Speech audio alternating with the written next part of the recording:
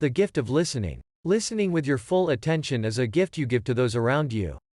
There is a tree outside my window, and in the mornings as I wake up and before getting out of bed, I would often lie still under my blanket and listen to the sound of the birds chirping in the trees as they do every morning when they greet the new day. From the different sounds they make, some whistling melodiously, some chattering as if gossiping, and one with a low, repetitive coo, I try to count how many types of birds there are and what sort of conversations they're having with one another. How happy they sound, how full of life, and what a joy they are to listen to, as I too wake up to another day. And then my ears would detect other sounds that usually accompany the morning hour. There is the gentle hum of the air conditioner in the room and, at a certain time, the splashing of the water fountain into the pond in the back garden as the gardener switches on the pump to aerate the water, no doubt to the delight of the dozen or so koi fishes residing in the small pool. Outside the gate, I can hear the morning activities of the neighborhood, the squeals and loud voices of children as they head for school, the bread seller passing by pushing his cart and advertising his ware with a high sing-song voice, the sounds of the engines of motorbikes and cars as they pass the road in front of the house. Every now and then, rising from the front garden, are the sounds of meows coming from my fussy cats. Sometimes I wake up to a wet and windy weather outside. In this case, the sound of the rain beating against the bedroom window and the wooden panes rattling in their frames in the wind would pierce through my ears, interrupting my dreams and making me alert even before I am ready to greet the day.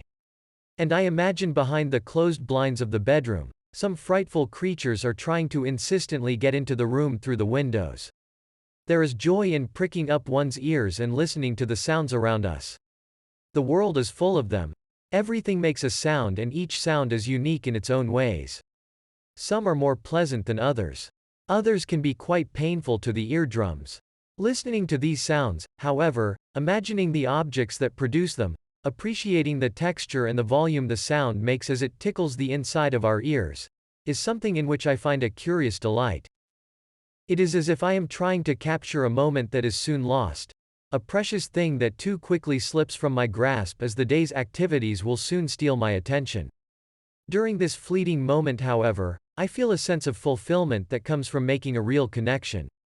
Not just with my surrounding but also with myself, with the present, and with life itself.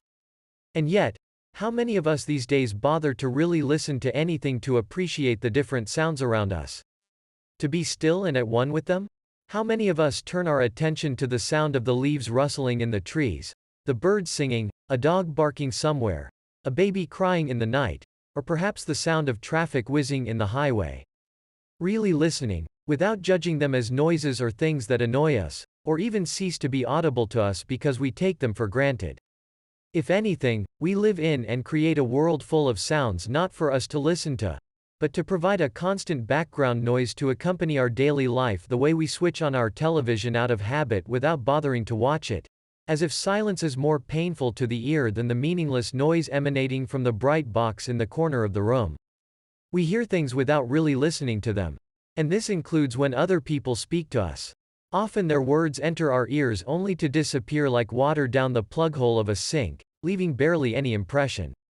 It is as if we are unable physically to open our ears and fully let in within the spaces in our head, the texture of their voices, the choice of their words, the nuances of the meanings, the emotions and the desires that accompany them. And with them, a full comprehension and understanding of what is actually being communicated. Instead, we find ourselves lost in the noises in our own heads, even as the words float about our ears.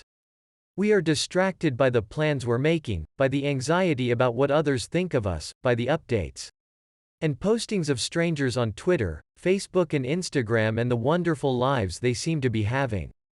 We are led away by the frustration of an unanswered text and the stress of missing out on all the chats and gossips going on in the virtual world.